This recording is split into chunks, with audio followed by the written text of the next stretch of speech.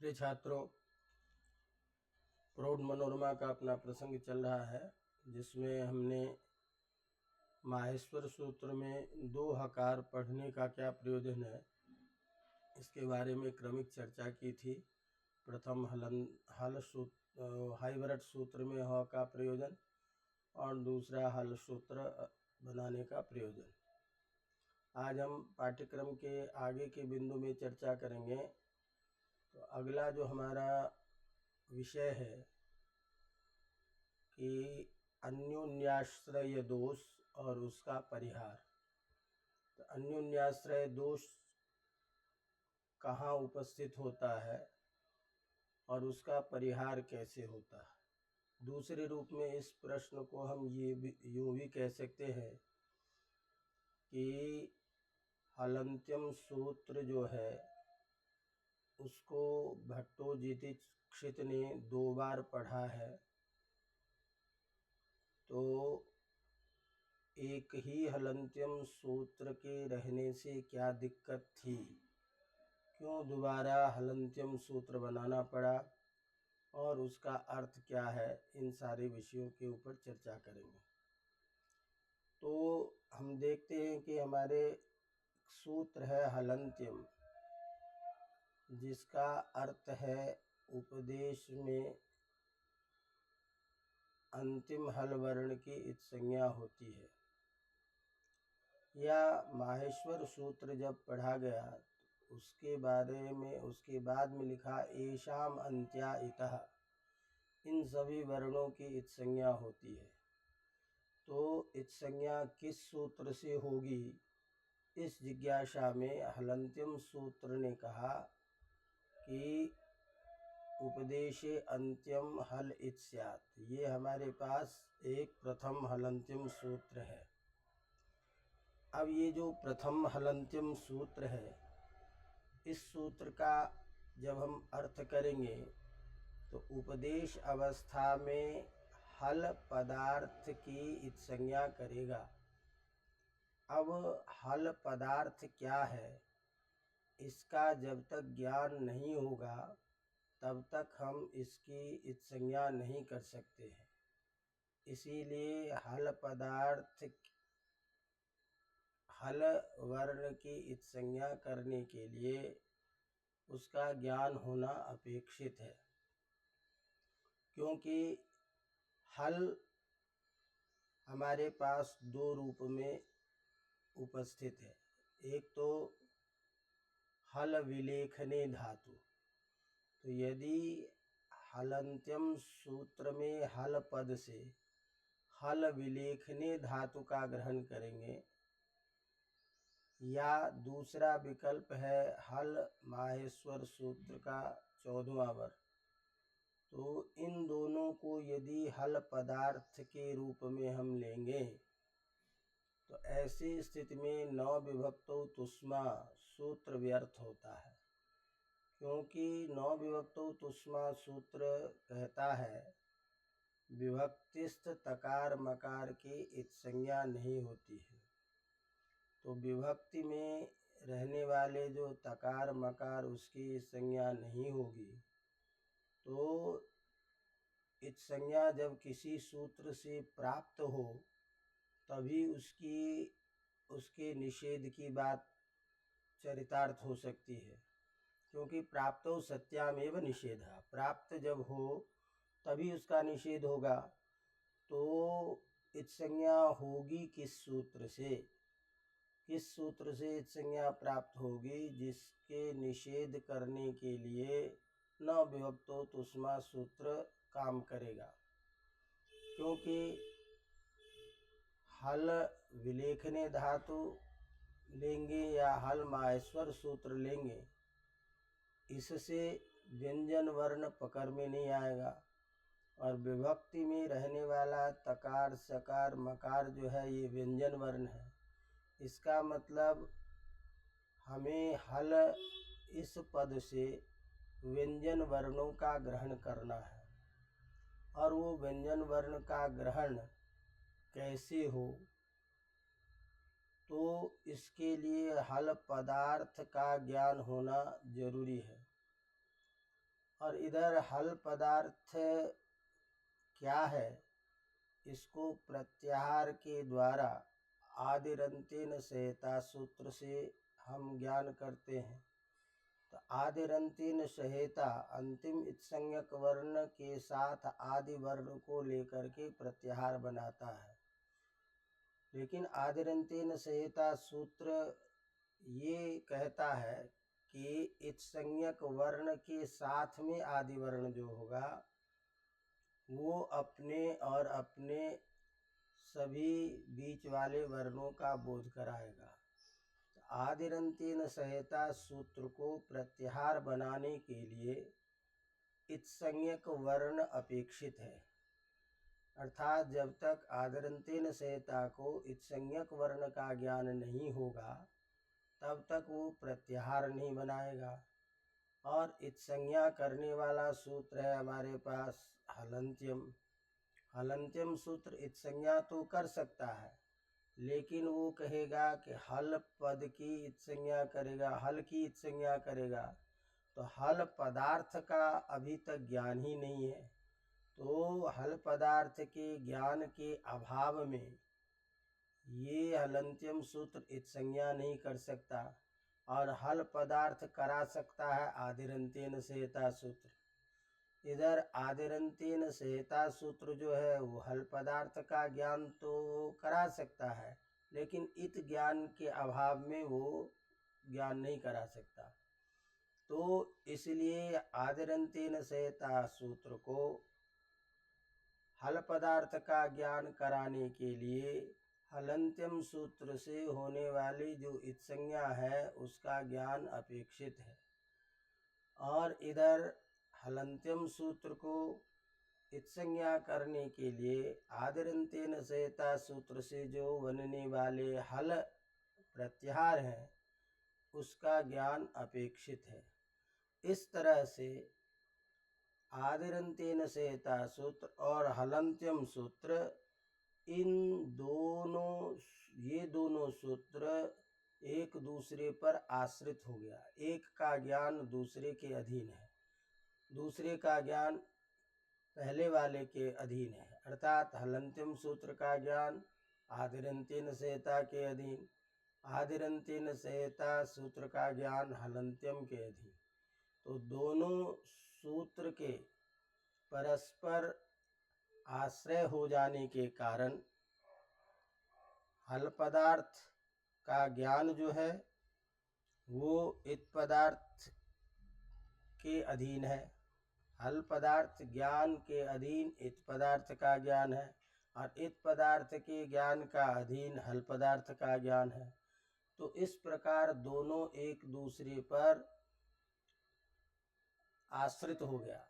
तो परस्पर एक दूसरे पर आश्रित होने से वाक्यार्थ बोध नहीं होना ही अन्योन्याश्रय दोष है। एक दूसरे की अपेक्षा करके वाक्य का अर्थबोध जहाँ नहीं होता है एक दूसरे की अपेक्षा होने से, उसी को हम अन्योन्याश्रय दोष कहते हैं, जिसको संस्कृत की भाषा में परस्परापेक्षत्व रूप अन्योन्याश्रय कहते हैं। या इसी को हम दूसरे रूप में स्वज्ञप्ति ज्ञानधीन ज्ञप्तिकत्व, इस रूप में हम अन्योन्याश्रय कहते हैं। ज्ञप्ति माने ज्ञान, तो स्वज्ञप्त्यधीन ज्ञप्ति संज्ञकत्व रूप अन्योन्याश्रय दोष प्रवृत्त होता है। ऐसी स्थिति में इस अन्योन्याश्रय दोष का परिहार कैसे किया जाए, इस पर जब विचार किया गया तो कहा कि बिना आवृत हलंत्यम सूत्र की आवृत्ति किए हुए अन्योन्याश्रय दोष का परिहार नहीं हो सकता है। इसीलिए हलंत्यम सूत्र की आवृत्ति भट्टोजी दीक्षित करते हैं, और जो दूसरा हलंत्यम सूत्र है उसको बना करके उसका अर्थ करते हैं हल इति चतुर्दश सूत्रे अंत्यम इत्स्यात्। तो प्रथम जो हलंत्यम सूत्र है, जिसका अर्थ है उपदेश अंत्यम हल इत्स्यात्, इस सूत्र के अतिरिक्त एक दूसरा सूत्र बनाते हैं कि हल जो 14वां सूत्र है माहेश्वर सूत्र, उसके वर्ण की इत्संज्ञा होती है। इस इत्संज्ञा का ज्ञान करने के लिए एक दूसरे हलंत्यम सूत्र की आवृत्ति करते हैं। तो संक्षेप में पहले समझ लीजिए कि यह जो आवृत्त वाला हलंत्यम सूत्र है, इस सूत्र से हम हल सूत्र के अंतिम जो हल सूत्र का जो माहेश्वर सूत्र का अंतिम सूत्र है, उसके ल वर्ण की जब इत्संज्ञा कर देते हैं तो इत्संज्ञक वर्ण मिल गया ल। अब इस संज्ञक वर्ण को लेकर के आदरंतेन सहेता सूत्र हल प्रत्याहार का ज्ञान करा देता है, और हल प्रत्याहार का ज्ञान हो जाने के बाद हलंत्यम जो सूत्र है वो उपदेश में सब जगह अंतिम हल वर्ण की इत्संज्ञा करता है। इस तरह से अन्योन्याश्रय दोष का परिहार हो जाता है। तो अन्योन्याश्रय दोष क्या चीज है? एक दूसरे पर आश्रित रहने के कारण अर्थबोध नहीं होना ही अन्योन्याश्रय दोष कहलाता है। एक दूसरे की अपेक्षा के कारण जहाँ अर्थबोध नहीं होता, उस अर्थबोध के कारण होने वाले जो परिणाम है, कार्य की सिद्धि नहीं होना, यही दोष के रूप में गिना जाता है। बाकी अन्योन्याश्रय का मतलब ही हुआ एक दूसरे पर आश्रित होना, लेकिन एक दूसरे पर आश्रित होने से किसी कार्य की सिद्धि नहीं होना, ये दोष होता है।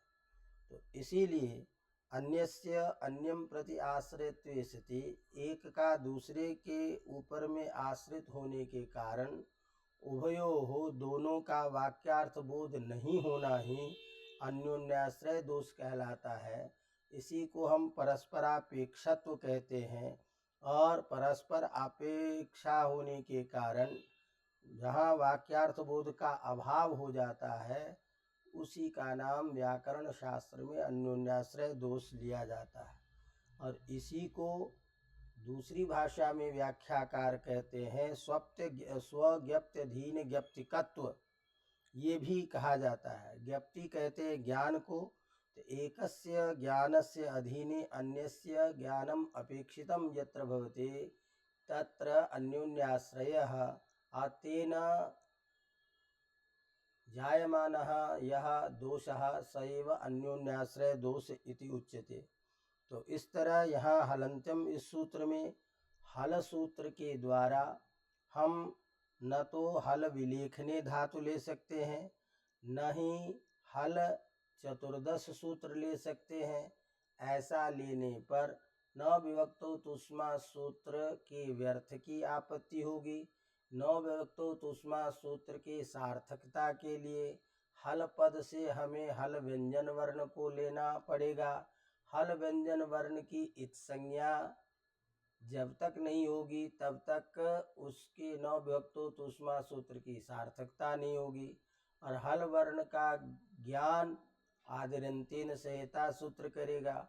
आदिरंतेन सहेता सूत्र बिना इत्संज्ञक वर्ण के हल का ज्ञान नहीं कराएगा। इत्संज्ञा का ज्ञान हलंत्यम सूत्र करता है, लेकिन हलंत्यम सूत्र बिना हल पदार्थ के ज्ञान के इत्संज्ञा नहीं करेगा। इस प्रकार अन्योन्याश्रय होने से हलंत्यम और आदिरंतेन सहेता, इन दोनों सूत्रों का ज्ञान एक दूसरे पर आश्रित होने के कारण दोनों ही सूत्रों का वाक्यार्थ बोध नहीं होने से जो दोष उत्पन्न होता है वह अन्योन्याश्रय दोष है। और उस दोष को निवारण करने के लिए भट्टोजी दीक्षित ने हलंत्यम सूत्र की आवृत्ति की, जिस आवृत्ति वाले हलंत्यम सूत्र का ये अर्थ है कि हल इति चतुर्दश सूत्रे अंतिम इत्स्यात्, माहेश्वर सूत्र का जो 14वां हल वर्ण है उसकी इत्संज्ञा होती है। अब कहते हैं कि ये सारांश में संक्षेप में ये बातें आ गई कि हलंत्यम सूत्र की आवृत्ति की है। अब इस पर विचार कर रहे हैं कि हलंत्यम सूत्र की जो आप आवृत्ति करेंगे उसका क्या अर्थ होगा, क्या विग्रह करेंगे। तो कहते हैं कि हलंत्यम सूत्र जो द्वितीय सूत्र है उसका विग्रह करेंगे हलि अंत्यम। हलि अंत्यम ये हम विग्रह करेंगे। कहा ये विग्रह करेंगे तो यहाँ समास किस सूत्र से करेंगे। तो कहते हैं सप्तमी सौंडही, इस सूत्र से हम समास करेंगे। तो कहते हैं सप्तमी सौंडही सूत्र कहाँ करता है। सौंदादिगण पठित शब्द का सप्तम्यंत शब्द के साथ समास होता है। अब यहाँ अंत्यम पद जो है ये सौंदादिगण में पठित नहीं है। तो ऐसी स्थिति में सौंदादिगण में इसका अंत्य शब्द का पाठ नहीं होने के कारण सप्तम्यंत शब्द जो हली है उसका अंत्यम के साथ समास कैसे होगा। तो कहते हैं कि ऐसी स्थिति में हम सप्तमी सौंडी जो सूत्र है इसका योग विभाग करते हैं। मैंने इस सूत्र को दो पार्ट में करते हैं। एक तो सप्तमी अलग कर लेते हैं और तब उस सूत्र का अर्थ करते हैं। सप्तम्यंत पद का समर्थ सुबंत वाचक पद के साथ समास होता है। तो सौंडादिगण सप्तमी सौंडे ये एक अलग सूत्र रहेगा और सप्तमी को अलग कर देंगे तो उसका और समर्थ पद विधि से समर्थ पद की अनुवृत्ति आ जाएगी। तो अर्थ हो जाएगा सप्तम्यंत का समर्थ सुबंत पद के साथ समास होता है। तो इस तरह से सप्तमी सौंडे सूत्र में सप्तमी का योग विभाग करके सप्तम्यंत का समर्थ सुबंत पद के साथ समास होता है। ये समास कर लेंगे और उसके समास करने से सप्तमी तत्पुरुष समास हो जाएगा।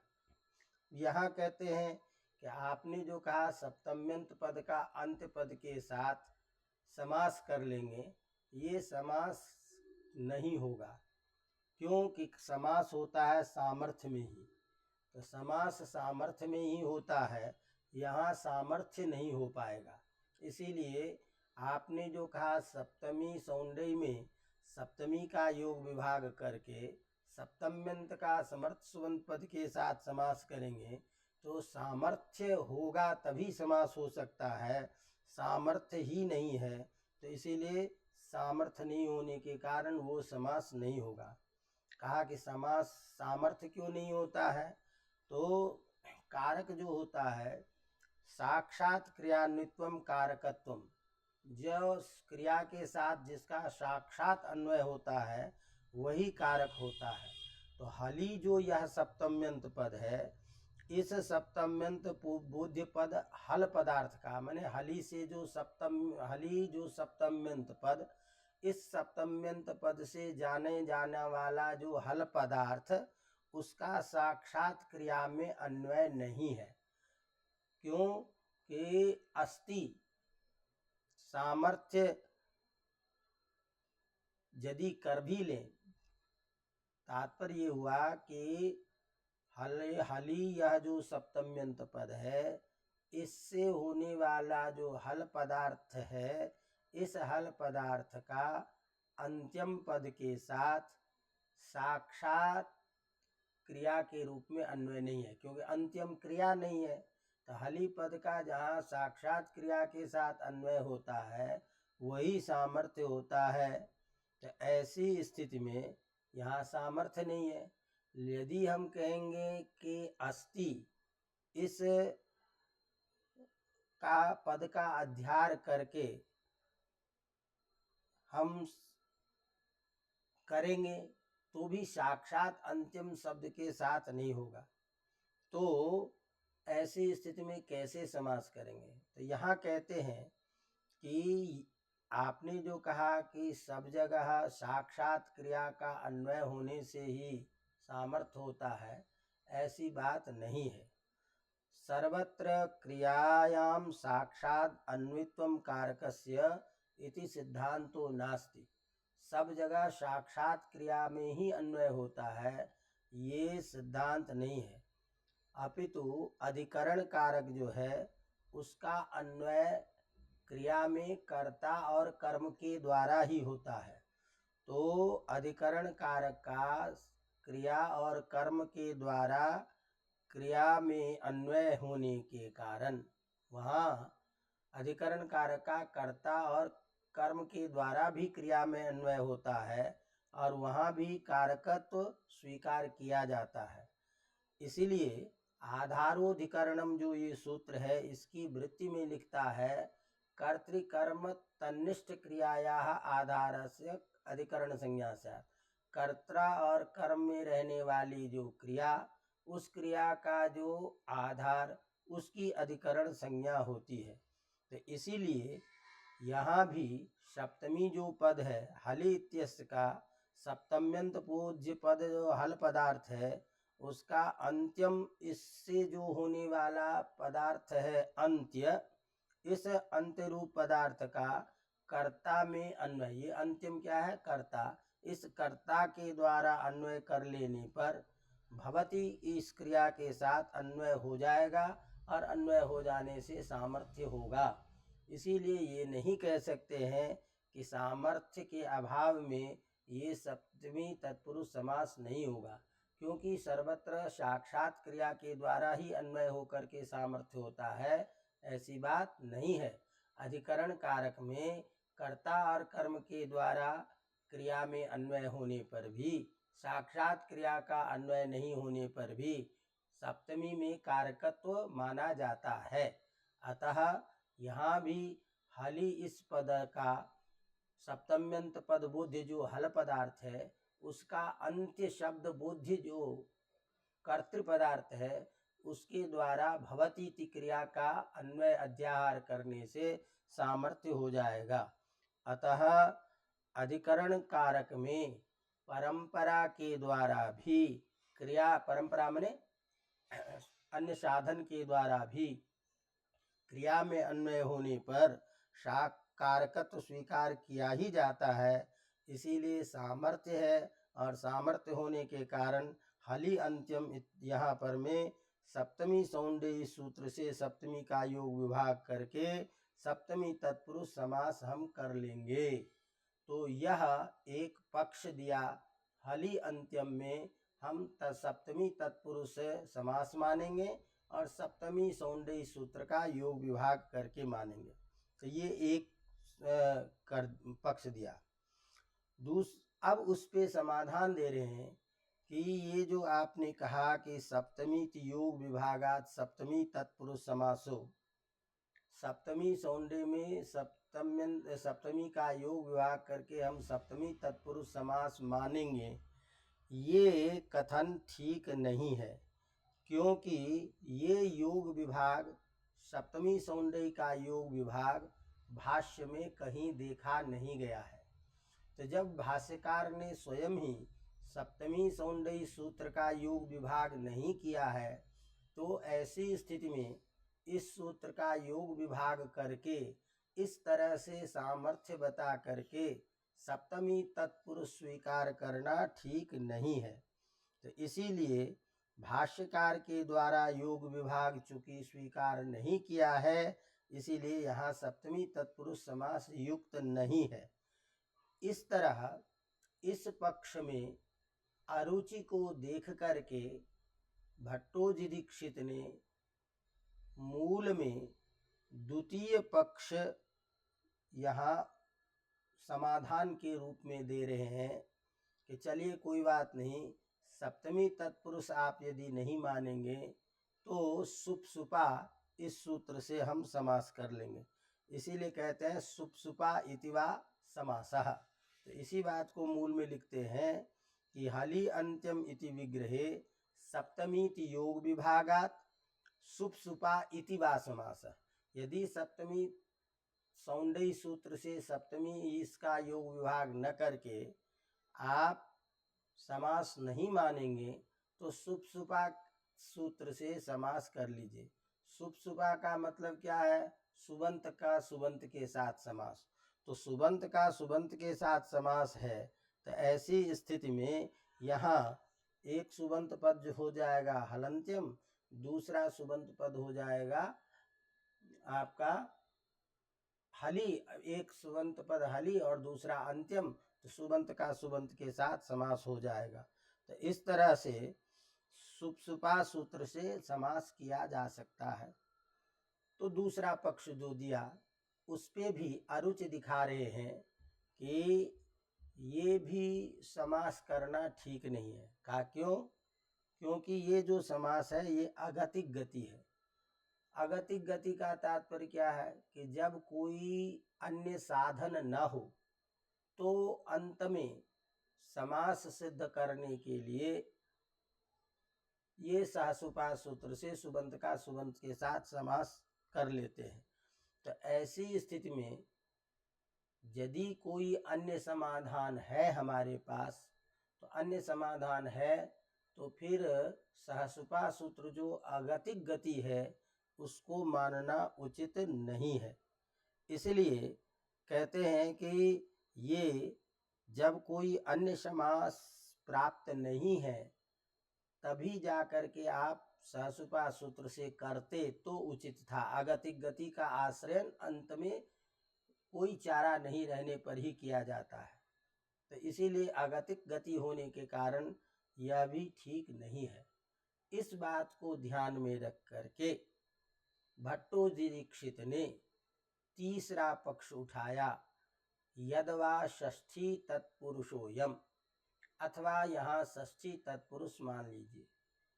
तो प्रथम पक्ष सप्तमी सौंदर्य वाला रखा कि सप्तमी तत्पुरुष, वो भी समास ठीक नहीं है। दूसरा सहसुपा सूत्र से सुपंत का सुबंत के साथ समास, ये भी ठीक नहीं दिखा। तो इस अरुचि को देख करके तीसरा विग्रह दे रहे हैं, यदवा षष्ठी तत्पुरुषोयम, षष्ठी तत्पुरुष मान लीजिए। तो षष्ठी तत्पुरुष मानने पर में क्या अर्थ होगा कि हलह अंत्यम, ये विग्रह होगा। अब हलह अंत्यम ये जब विग्रह होगा तो इसका क्या अर्थ करेंगे? हलह अंत्यम, इसका अर्थ क्या होगा?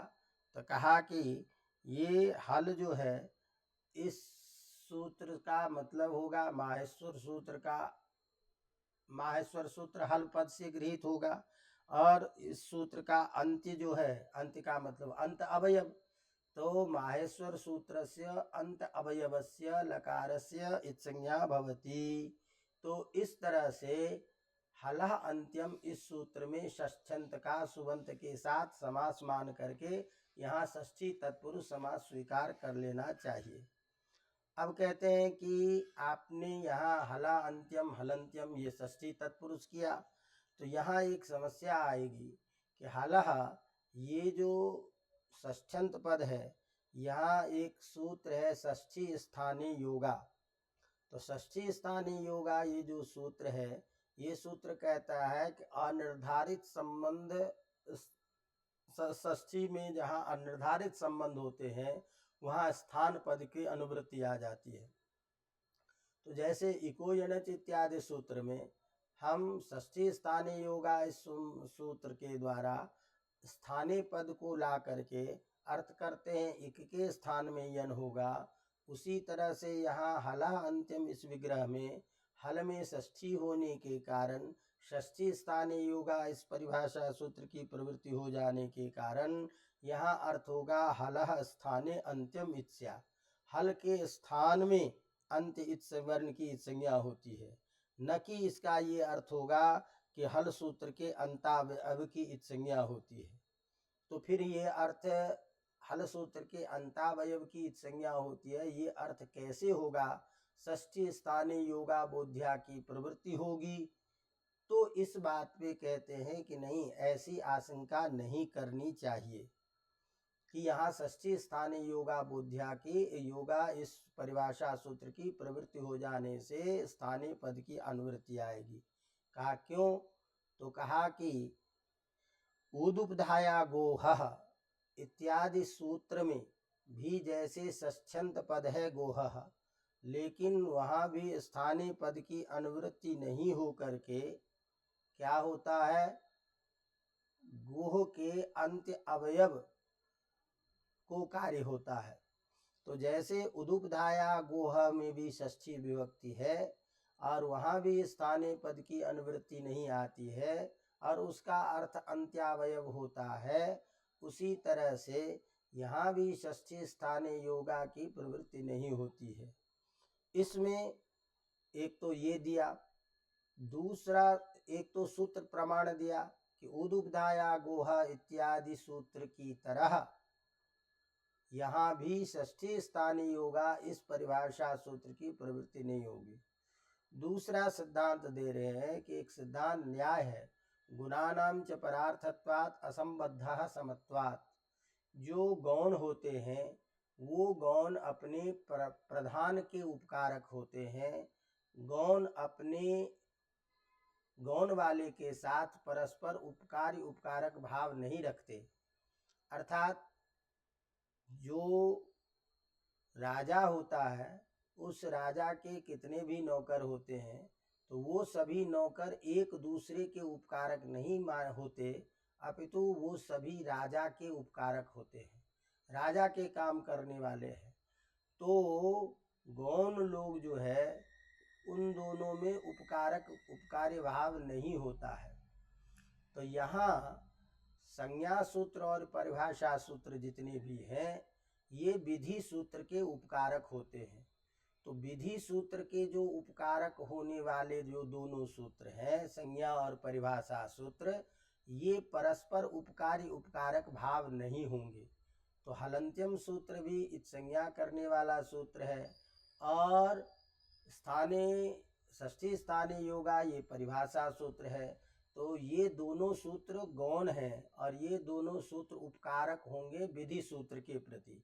तो ऐसी स्थिति में यहाँ गुणानांच परार्थत्वात् असंबद्धा समत्वात् इस न्याय से भी हलंत्यम के क्षेत्र में आकर के, इस संज्ञा सूत्र के क्षेत्र में आकर के षष्ठी स्थानीय योगा सूत्र काम नहीं कर सकता है, क्योंकि वो उसके प्रति उपकारक नहीं होगा। अतः लिखते हैं कि उदुपधाया गोह इत्यादि की तरह यहाँ स्थानीय की प्रवृत्ति नहीं होगी, अथवा गुणानांच परार्थ असंबद्धा परार्थत्वात् असंबद्धा समत्वात्, क्योंकि दोनों समान है इसीलिए एक दूसरे में उपकारी उपकारक भाव नहीं होता है, इसलिए यहाँ इस परिभाषा सूत्र की प्रवृत्ति नहीं होगी और इसका अर्थ यही होगा कि हलः इति माहेश्वर सूत्र से अंत्यावयवस्य इत्स्यात्। तो तात्पर्य क्या निकला कि भाई उदुपधाया गोह में गोह इसके षष्ठ्यंत रहने पर भी जैसे षष्ठी स्थानीय योगा इस परिभाषा की प्रवृत्ति नहीं होती है और उपधा इसके अवयवार्थक पद श्रवण होने के कारण वहाँ अवयव षष्ठी स्वीकार करते हैं, वही उसी तरह हलः यहाँ पर में भी अवयव षष्ठी अर्थ मान करके षष्ठी स्थाने की प्रवृत्ति नहीं होगी। और गुणानांच परार्थत्वात् असंबद्ध समत्वात् इस न्याय से जैसे गौण परस्पर उपकार, गौणों का परस्पर उपकारी उपकारक भाव नहीं होता है क्योंकि वे सभी प्रधान के उपकारक होते हैं, तथे उसी प्रकार यहाँ विधि सूत्र में प्रधान जो है उसमें संज्ञा और परिभाषा सूत्र उपकारक होगा, न कि संज्ञा और परिभाषा सूत्र परस्पर उपकारक उपकार्य भाव होंगे। तो हलंत्यम इस संज्ञा सूत्र और षष्ठी स्थानीय योगा ये परिभाषा सूत्र है, इन दोनों में परस्पर उपकारी उपकारक भाव नहीं होगा क्योंकि दोनों समान है विधि सूत्र के उपकारक होने के कारण। अतः हलंत्यम यहाँ पर में षष्ठी स्थानीय योगा इस परिभाषा सूत्र की प्रवृत्ति नहीं करके हला अंत्यम ये षष्ठी तत्पुरुष स्वीकार करना चाहिए और अवयव में षष्ठी कर लीजिए और इससे हला ये चतुर्दश सूत्र के अंत अवयव की इत्संज्ञा हो जाएगी। इत्संज्ञा हो जाने के बाद अंत इत्संज्ञक वर्ण के साथ मध्य क वर्णों का बोध आदिरंतेन संहिता सूत्र से हो जाएगा और इस तरह से हल पदार्थ का ज्ञान होने के कारण जो दूसरा हल अंतिम सूत्र है उस सूत्र से उपदेश में अंत्य पदार्थ की संज्ञा हो जाएगी। इस तरह से अन्योन्याश्रय दोष का परिहार होगा और उस अन्योन्याश्रय दोष के परिहार करने के लिए हल अंतिम सूत्र की आवृत्ति आवश्यक है, ऐसा मान करके भट्टोजी दीक्षित ने हलन्त्यम सूत्र की आवृत्ति की। तो इस तरह आवृत्त जो किया गया हलन्त्यम सूत्र है अन्योन्याश्रय दोष परिहार के लिए, उसके क्या अर्थ हो सकते हैं, क्या विग्रह हो सकते हैं, ये सब सारी बातें हमने आपको सिद्धांतता बताई। तो ये तो एक सिद्धांत हो गया कि अन्योन्याश्रय दोष परिहार करने के लिए हलन्त्यम सूत्र की आवृत्ति जो की गई है, तो ये अन्योन्याश्रय दोष और उसके परिहार का एक सिद्धांत रूप उपस्थित हुआ। अब इसमें जो सबसे बड़ी बात है कि क्या अन्योन्याश्रय दोष को दूर करने के लिए हलन्त्यम सूत्र की आवृत्ति आवश्यक ही है, या अन्य कोई उपाय और भी हो सकता है जिससे हमको हलन्त्यम सूत्र की आवृत्ति नहीं करनी पड़े और अन्योन्याश्रय दोष दूर हो जाए? क्या ऐसा कोई उपाय है?